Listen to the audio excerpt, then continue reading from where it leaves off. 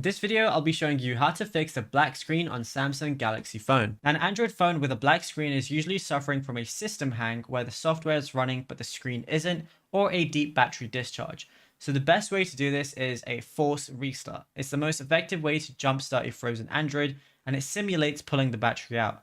So press and hold the power button and the volume down button at the same time. Once you go ahead and do that, hold it down for about 15 to 30 seconds. If it works, the phone's going to vibrate and the manufacturer logo like Samsung, Google, etc. is going to appear.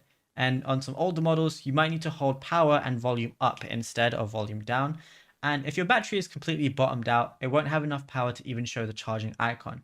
So plug your phone into a wall outlet, not something like a USB laptop port, and then wait about 30 to 60 minutes. Don't even try turning it on during this time. And just go ahead and check the port. If it still won't charge, use a wooden toothpick to gently scrape out any lint from the charging port. And after the wait, try forcing the restart again while it's still plugged in. And yeah, it's as simple as that. Now, if you found this video helpful, be sure to drop a like and subscribe. And also be sure to check out all our other tutorials that we've been posting on the channel as well.